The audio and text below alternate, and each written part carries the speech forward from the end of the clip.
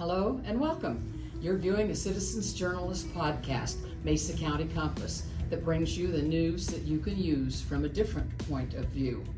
I'm Ruth. I'm Lisa. And together we are Mesa County Compass. Our goal is to create an informed, current, active citizenry armed with the facts. We will be covering what's new to you, what it means to you, what you can do about it, and provide you access to the decision makers when we can.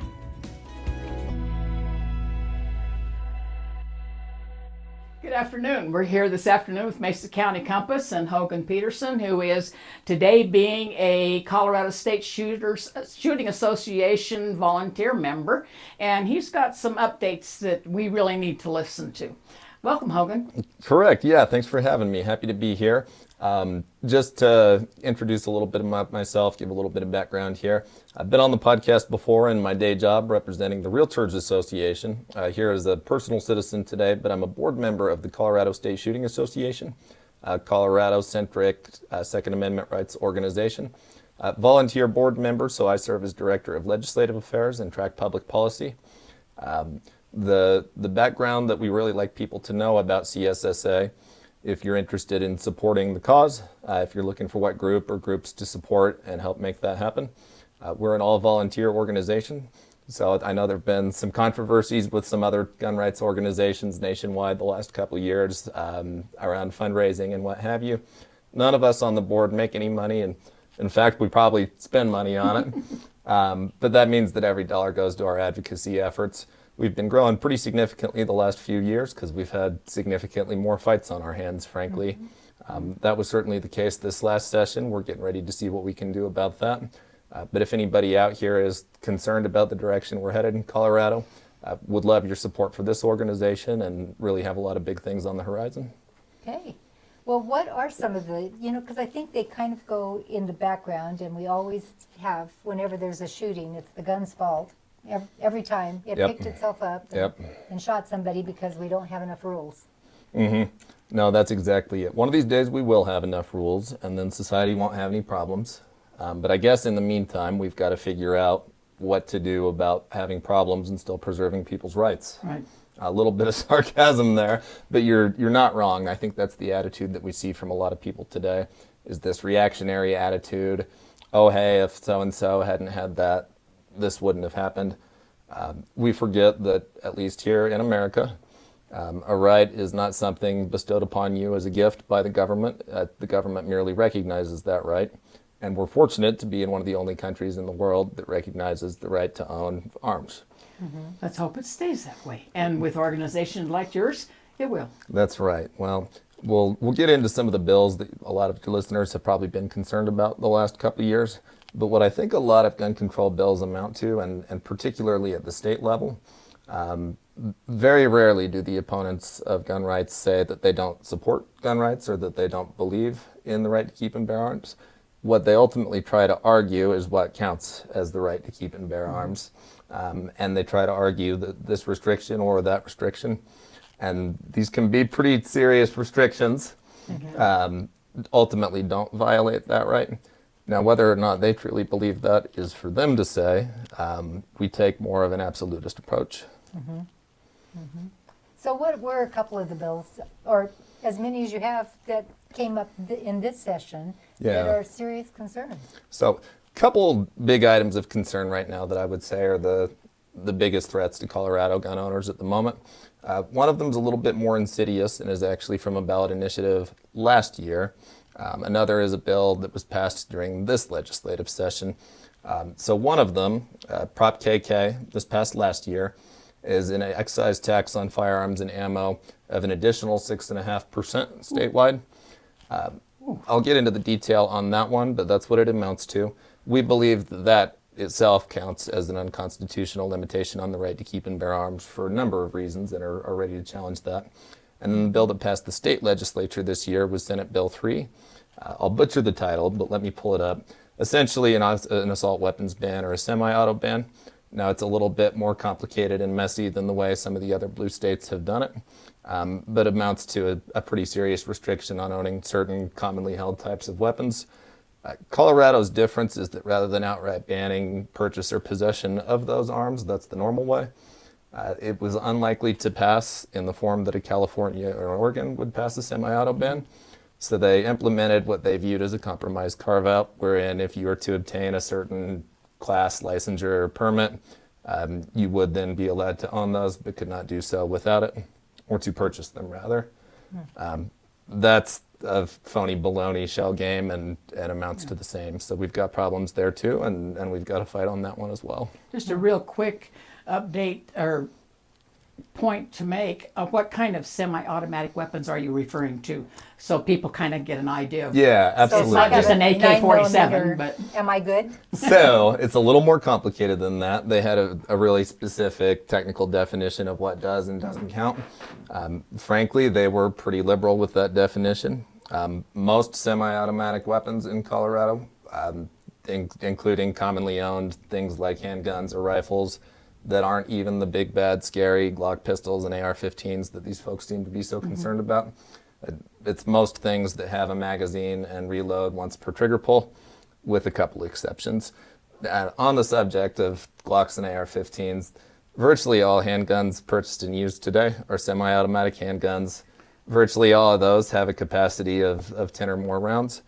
That includes some of the least menacing, controversial weapons that there are. That's what I was afraid of, because I own one of those. Yeah, so I would say that essentially anybody with a concealed weapons permit in Colorado, unless they're carrying a big old revolver like Clint Eastwood or something, their weapon would probably have been subject to this law. Really? And of course it extends out to things like the AR-15, which I do not believe is controversial. In fact, it's the most commonly owned firearm in the U.S. and the most commonly sold firearm in the U.S. That's ultimately what they were targeting. But of course, I would argue, and I believe this, they may beg to differ, that they don't really support the partial ownership of certain kinds of guns they deem benign. Really, they think they should all be illegal, but the voting public is somewhat more sympathetic to partial bans than full ones. This is that sense of compromise where, from their position, they compromise with Second Amendment advocates. Okay, you want to own all guns, we want to own these relatively benign kinds of guns, so we'll meet you in the middle there. Well, the problem is it's that form of compromise where they do it more than once. You don't compromise with a murderer and let him cut off your arm. That's not a great deal. No. Yeah, no, or cut their throat. But ultimately, that's the intent here. Yeah. So there are some lawsuits being, There are, yeah. and what do they want to say about the laws that have been passed or how it's been handled? Yeah, a couple things, and the two suits at this time we're prepping or considering many more on a couple different issues. I'll take them one at a time and give you a little background on each bill and how the lawsuits work. Okay. For your listeners, I apologize. In addition to my role monitoring legislation, we're very fortunate to have another board member, David Price, who is himself an attorney and is really functioning as the lead on a lot of these for us, and really a tremendous asset to our organization. So when I talk about us being an all-volunteer board and an organization with no paid staff, so money goes further, a great deal of the legal work the Second Amendment advocate orgs do is very expensive work that takes a lot of lawyers' fees. It's probably still worth the money if you win, but a great deal of our legal work is actually being done for free, so those dollars go even further. Wow. And it's still expensive, so if you have some money to spend, we'll take all we can get, but it'll go a long way. Yeah, I'll start with Senate Bill 3. That's the most recent one from this year that was the semi-auto restriction. Okay. Just a little background on that for you beyond the technical stuff. That was sponsored and led by Tom Sullivan, a Democratic member of the state Senate. He lost his son in the Aurora, Colorado movie theater shooting back in 2012. Obviously a sympathetic figure, I can only imagine, and I, like a lot of people, can't really blame him for feeling the way he does. I think that inspired his introduction to politics, but is the most ravenously anti-gun, really single-issue politician on a very personal vendetta against the whole concept of gun ownership. Not someone that is there to negotiate or be bargained with, but I think it explains some of the venom and nastiness that we see behind this bill. Prior to this bill finally passing, the Colorado Democrats in one form or another have offered or attempted to pass a semi-auto ban each year for many recent years. Right. Colorado is an interesting state because we're, in one sense, as blue as a lot of other blue states that have very successfully passed firearm restrictions, Oregon, California, and the same. But I did a presentation at Western Conservative Summit a couple years ago, and I thought it would be interesting to pull up firearm ownership numbers for Colorado and compare them to voter registration data. Colorado's certainly still purple in one way. There's a lot more individual gun owners than there are registered Republicans in Colorado, and even Republicans and independents combined. That tells us that a lot of blue voters, maybe not like in New York or California, very much do still own guns here. And that means that battles over legislation on gun restrictions are much more on the table with voter support, or more evenly divided than how our elections have gone, would say. So there's some hope to be had there, and that's why those bills didn't pass the first couple times they were attempted.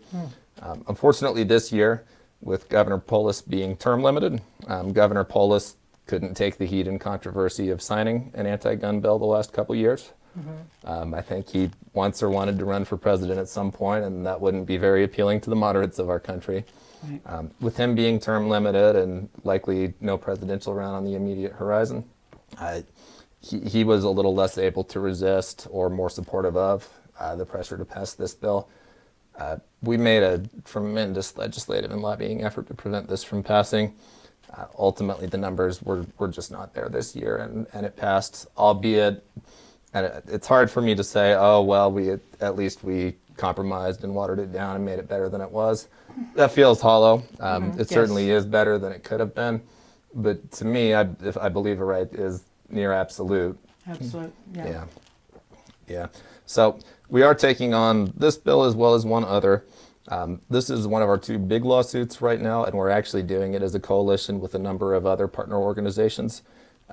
Hopefully, the idea here is that this could be a Supreme Court case and set precedent nationwide. It's the first case to challenge legislation of this particular flavor. And so because there hasn't been a precedent set, there really could be a lot of new ground to pave here. Of course, it can take a while for that to work its way through the courts, but now is the time to start. Okay, so specifically, what is the lawsuit concerning? Absolutely. Let me pull up a couple details. What did the law say, and then why are they opposing it? Excuse me one moment, making sure I get my facts straight.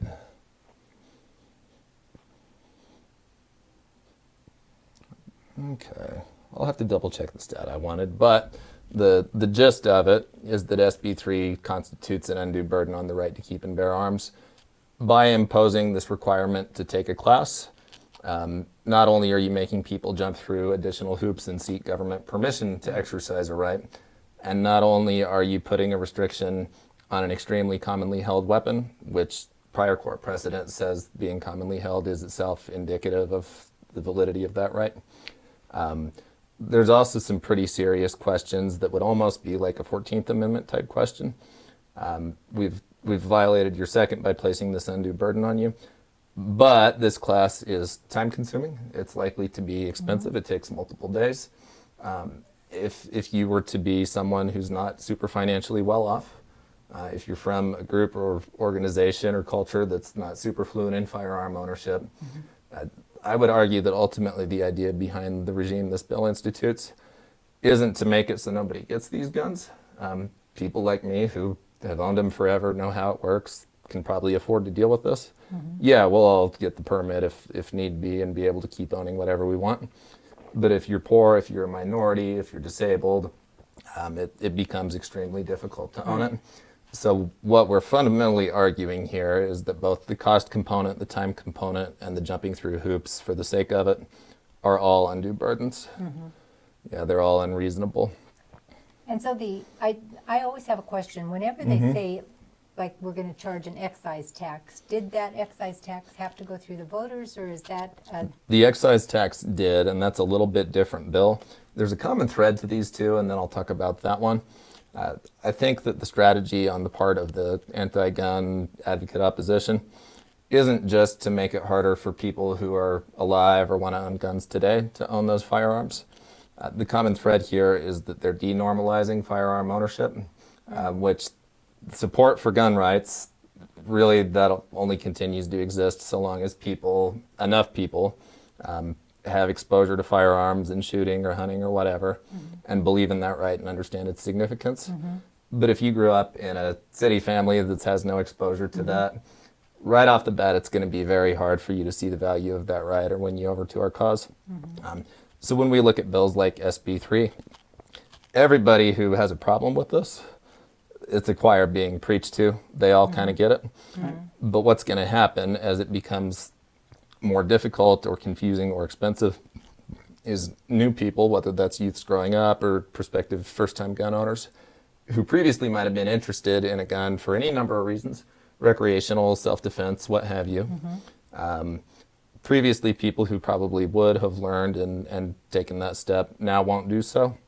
Over time, the next generation will see firearm ownership being an increasingly rare thing until we get to the point that it's a long-term demographic change. Very few people, because of all these burdens, own guns or are willing to jump through the hoops to learn anything about them. And the voter base of people who uphold our rights goes away. Yeah, that's my concern, which that brings us to Prop KK. That's an additional 6.5% excess tax on firearms and ammunition. Again, that's just straight up making it more expensive for the sake of making it more expensive. If you want to deter something in our country, we've learned that you place a tax on it. When we wanted people to smoke less, we placed excise taxes, and pretty hefty ones at that, on cigarettes. We place excise taxes on things like alcohol, lottery tickets, gambling, and the like. Sends a pretty clear message. Hey, this thing is a sin and we think it's bad. We'd prefer you not do it at all. But if we can at least get you to do a little less by making it harder for you to afford that thing. Absolutely. Again, your dollar only goes so far. And if you can't afford to go shoot, enough. Yep, that's right. You go away. There's something different, though, about this Prop KK legislation. That funding generated is nominally supposed to go to Colorado's Office of Gun Violence Prevention, formed the year prior, which is a state agency. Again, nominally, they would say that they're here to do gun violence research and find ways to help prevent bad things from happening. What I would say is that it's a taxpayer-funded gun control lobbying organization operating under the banner of government, and I've got a problem with that too, although that is not the merit of the legal challenge here. And it would be very difficult to make that the merit. It would be, yeah, but if you go buy a firearm and you pay that 6.5%, let's say that tax ends up being $65. You, as a gun owner who are exercising a right and obviously believe in it, are giving $65 to an organization whose full-time job is to prevent you from exercising that right in the future. Somehow or another, that just doesn't make sense. That one stings, yeah. Yes. It's ugly. Yes.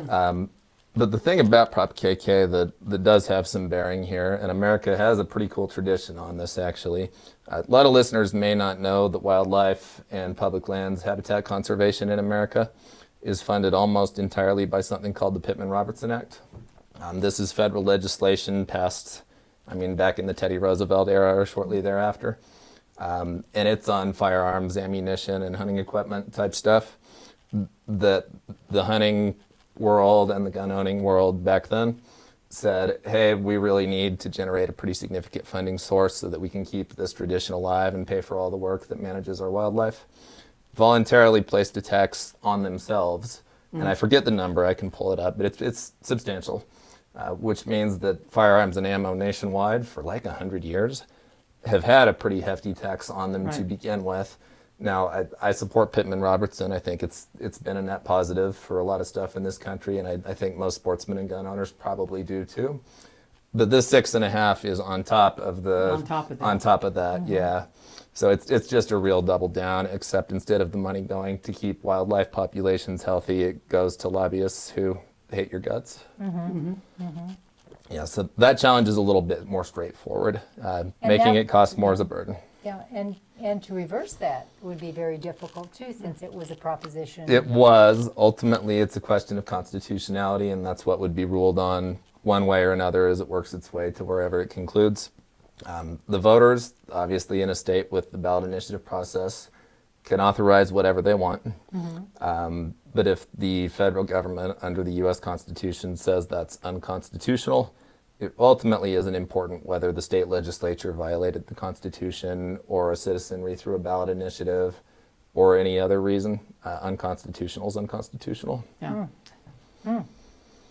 Yeah. Very interesting. Because there's things you don't think about when you go through. I mean, you vote no or yes on that proposition for an excise Yep. tax, but people don't look further and say, is that interfering with a constitutional right? You're right. So much of our government has things like that, though. It's not just the No. gun control. You know, though, I do kind of wonder sometimes, or maybe people will think this is interesting, when I look at stuff like Senate Bill 3 that a group of legislators passed because they don't like guns and want it to go away. They knew what they were doing, and they know why. It's because they hate guns for one reason or another. That makes sense to me. When things like Prop KK are put up, I think it's almost a more insidious threat to gun rights, because I'm not sure were you to take all the people who voted in support of that and passed it. I would bet money they're not all super anti-gun people who voted yes on it because they also agree with the point of having fewer guns or making it hard to own one. Right. I think your average voter in that case is probably someone without a super strong opinion one way or another. They don't have a problem with guns, but they're not really users themselves and have just never really been familiar with it. So when they look at their ballot and it's on a list of 87 other ballot questions, but that's another conversation. They have fatigue from reading it all and it's unclear. And they see, okay, yeah, you want to place a 6.5? Well, that's less than sales tax. That's pretty small. Do you want to generate a little extra money so we can prevent gun violence? Well, yeah, gun violence is awful. I would love to prevent gun violence. And if it's not a ton of extra money and, yeah, it seems like gun owners ought to pay that bill, yeah, I'll vote for this.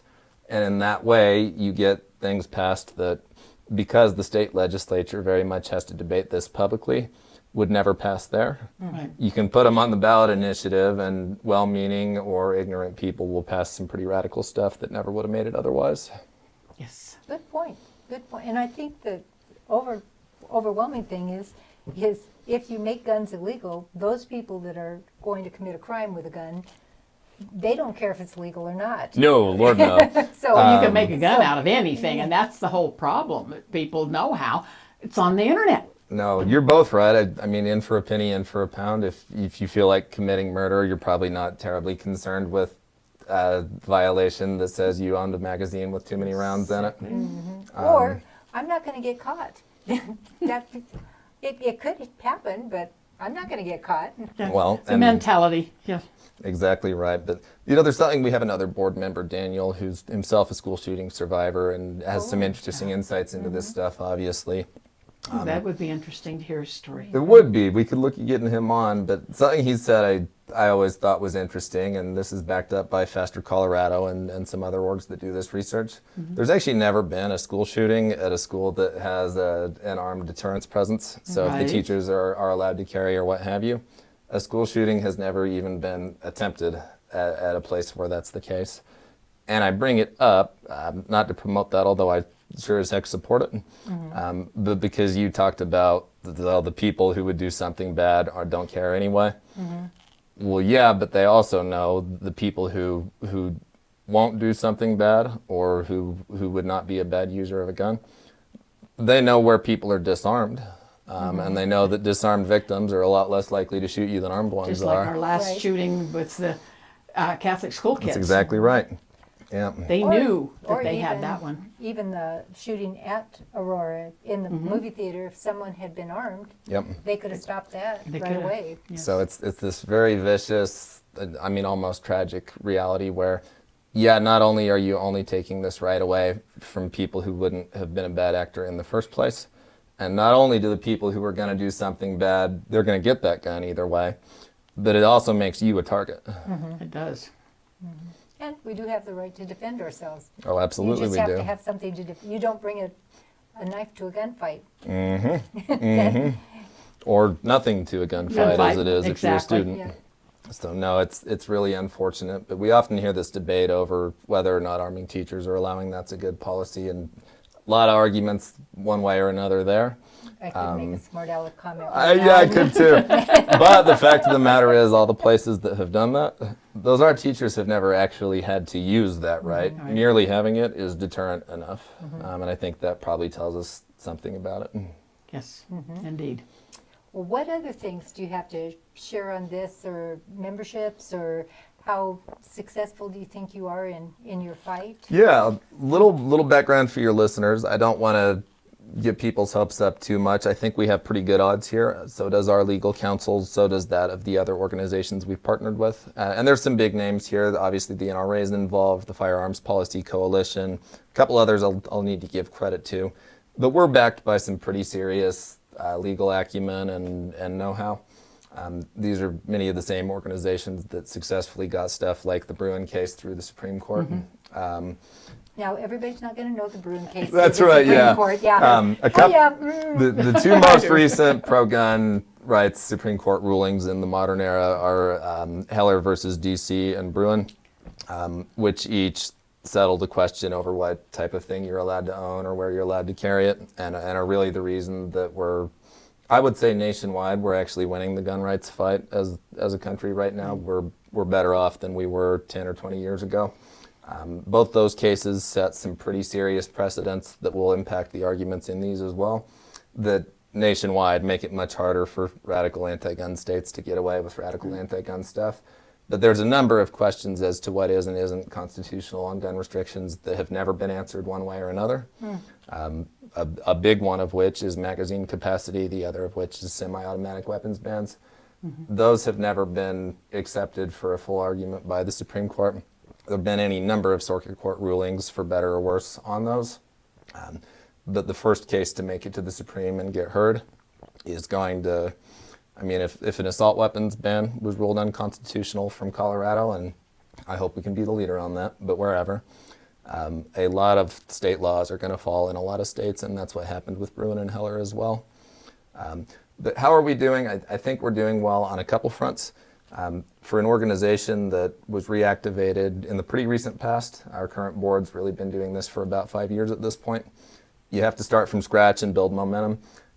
Thanks to our members and probably many other donors, these last couple sessions, as Coloradans see these bills being debated and hear updates on the news, our fundraising has exceeded anything we ever hoped for in this time frame. Excellent. So people care and they're willing to step up. And what's cool is that a lot of those are not high dollar donors. One rich eccentric gun owner who bankrolled it for us. It's a whole bunch of normal people who are really concerned, and I think that argues that we have good chances here too. A lot of that has gone to pay for lobbying efforts when these bills are debated, but we have a fund for each of these court cases that people can donate specifically for our judicial activism. We're in good shape there. We certainly need to raise more, and even a fast case like this, were it to make it all the way to the Supreme Court, it would go through any number of lower court rulings prior. I would be shocked if something made it to the Supreme Court in less than 3, 4, 5 years. But that would count as fast in this world, I know. Right, exactly. Wild. Thanks to the other orgs, thanks to our donors, we're doing okay, but we're going to need ongoing funding probably for the duration of this fight. A lot of organizations, whether they're nationwide or state, will ask their members and gun owners for money for this or that, and it's kind of all encompassing how often you get the fundraising request stuff in the mail or social media or wherever. A lot of that's good work too, and I don't mean to criticize any of it. That's what funds a lot of the advocacy I do.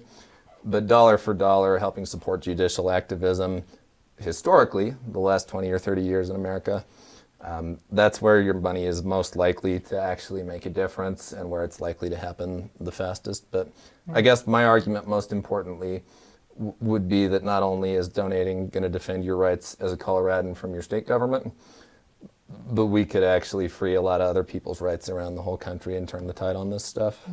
So where can people help? Absolutely. So our organization, CSSA.org, we have a couple great big buttons there at the top that say assault weapons case or Prop KK case or what have you.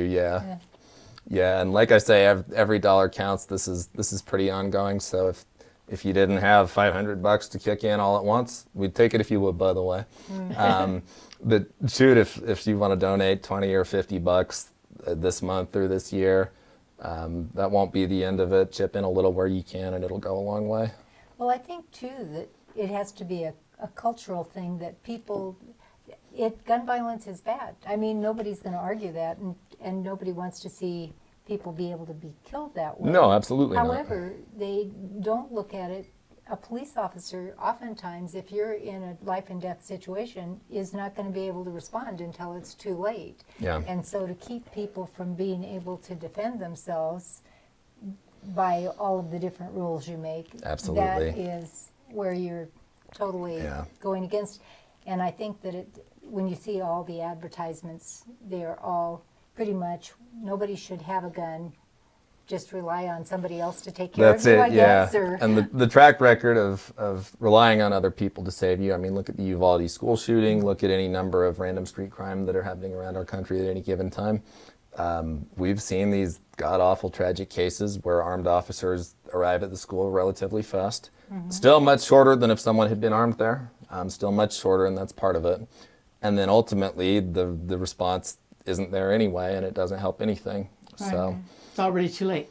Yeah, but I guess I would really end by saying something you said a minute ago, Lisa. That's what makes a right, isn't it? Is that they're not actually subject to public opinion. We're not a direct democracy in this country, and that's for a reason. We're a republic, and that's why we have a Bill of Rights and constitutional amendments. If a right is not bestowed by the consent of the people or the government, it's merely recognized. It wouldn't matter if 99% of the population wanted to ban guns and 1% did not. They don't get to vote on that at all. At all. Yeah, and there's this question of need that we often see come up. Why do you need a gun? Do you need a gun? You don't need a one. It's not another person's place to ask that question, frankly. And again, in a country, this is a quote, but I don't remember from who. I'm not that clever. There's really it's not appropriate in a country to ask why you would need to exercise a right. That's a right in and of itself. Why did Rosa Parks need to sit on the front of the bus? There were more seats in the back. She didn't technically need to do that. But she has a right, and she doesn't really need to convince me or you or anybody else that she has a right to do that. And the same applies here. It does. Indeed. well, I had one more question, but it went out of my head just like that. We got a minute if it pops up. Yes. What I can do is I found one detail. So the case on Senate Bill 3, the assault weapons ban, is Langston versus Humphreys. That's the name of it. And if you're interested in following along as we go, we do a pretty frequent email update that's pretty comprehensive. There's been some debate, any number of organizations people donate to. Do they update people enough? Do they spam them too much? Because there's constantly maneuverings happening here, we feel like the people helping fund this need to know what's going on. Right. So if you'd like to follow along, that's the case, and we'd love you to keep track. Okay, so I know one question that I did have. It was, what do you think about not giving people who have, because I know this is real controversial, to say that if you have a mental illness, then you can't own a gun. Yeah, that's a tough question. It is, and that's one I think a lot of people are uncomfortable talking about, frankly. What counts as a mental illness? I think it can be subjective.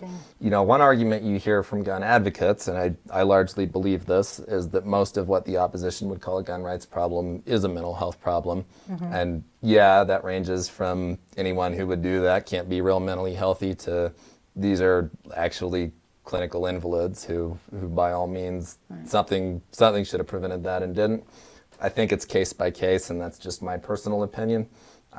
I think at one end of the spectrum of the debate, you've got some pretty clear-cut cases where that is appropriate. It's not absolute in the sense that a paranoid schizophrenic who's hallucinating on the street and thinking he's being attacked by bears. Yeah, we probably got to do something about that guy. But what gets a little bit tough is when you have the background check conducted when you purchase a firearm. That's federal, obviously. The questions are pretty broad in terms of, do you have a mental illness, yes or no? Are you a user of illegal drugs, yes or no? That's a similar question. Well, a lot of things that a lot of people who own guns and we wouldn't view as mental illness, clinically speaking, count as mental illness. Do you have ADHD? Do you have, I don't know, obsessive compulsive disorder? Not the mental illnesses we're concerned about here, and technically that could be a case. The other tricky one is that, have you had a mental illness? What if you struggled with depression 30 years ago? You weren't a threat then, but technically you would have met the definition. You haven't had it for 30 years. Did you have a mental illness? Same. Are you a user of illegal drugs? Well, when? When and what counts as addicted? So do you think that those need to be more clearly defined, and that would be what, or do you think that no, we just, because you can't really do everything on a It's case tough. by case It basis. really is. On the case by case basis, it's usually after the case. You're right. After the fact. Well, now we found out. That one gets really tricky because on a lot of people on my side of this fight have some different positions on strategically what's the best way to approach that question. One school of thought is that, yeah, you get very explicit and this counts, this doesn't. But there's also concern that by even doing that, you're playing the game and saying we have We a get to right to pick categorize and that. choose rather Right. than this is subjective. And it reminds me a little bit in our Constitution, we have the concept of a religious test. You don't get to ask someone if you're in Congress or a citizen or a court. You don't really get to ask them questions to say, do you really sincerely believe your own religious beliefs? Do we get to decide if you really are a Christian or not? We don't get to do that. So it starts to be a little bit of a test. The drug one's maybe a little bit more manageable as something you could It's consider. definable. Well, It you could is. say, are you a current user? Current user would be helpful. The concern that we often see in this space is addicted to.